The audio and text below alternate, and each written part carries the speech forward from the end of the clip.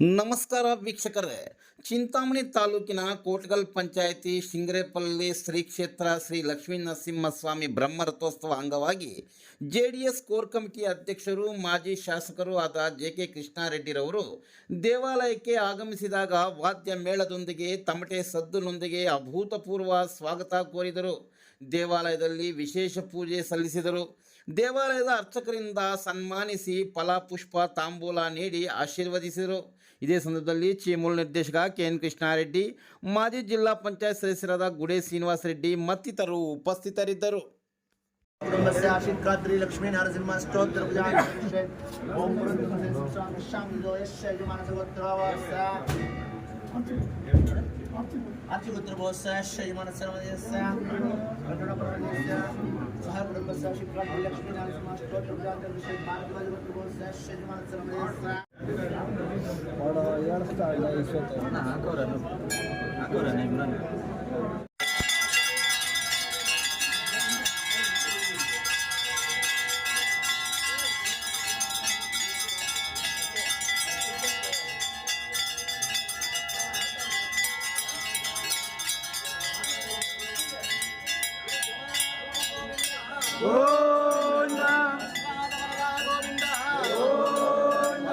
ರಕ್ಷಕ ಗೋವಿಂದ,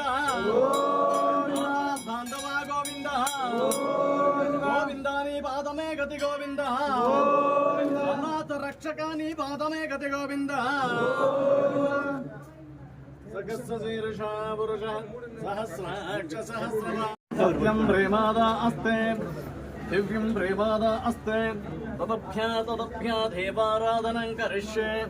ಶತಮಾನಂ ಭವತಿ ಶತಾಯುಃ ಪುರುಷ ಶತೇಂದ್ರಿಯ ಆಯುಷ್ಯೇವೇಂದ್ರಿಯೇ ಪ್ರತಿಷ್ಠತೆ. ಸಮಸ್ತ ಸನ್ಮಂಗಳಾನಿ ಭವಂತು. ರಾಜಕೀಯ ಕ್ಷೇತ್ರೇಣ ಉನ್ನತ ಅಧಿಕಾರ ಯೋಗ್ಯತಾ ಸಿದ್ಧಿರಸ್ತು.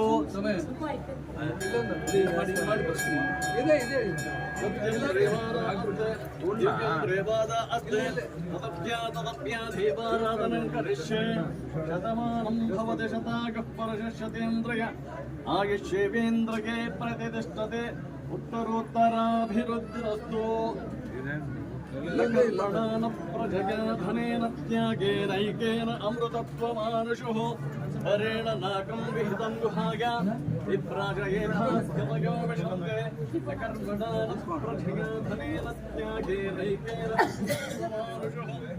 ಹರೇಣ ನಾಕಂ ವಿಹಿತಂ ಗುಹಾಯ ವಿಪ್ರಾಜಯೇಧಾಸ್ಯತಯೋ ವಿಶಂತೆ.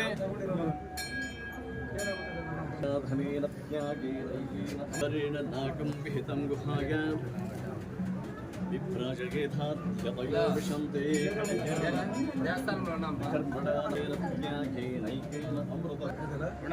ಶ್ರೀ ಲಕ್ಷ್ಮೀ ನರಸಿಂಹ ಕಟಾಕ್ಷಾವಲ ಸಿದ್ಧರಸ್ತು.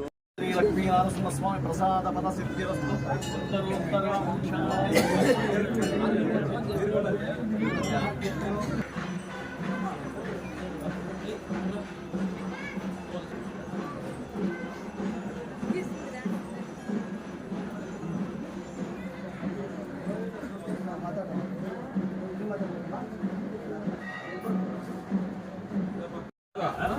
లాయర్ ఆడమ్మా అది ఉన్నాడు అందుకే అయితే ఎల్ఐసి ఉన్నాడు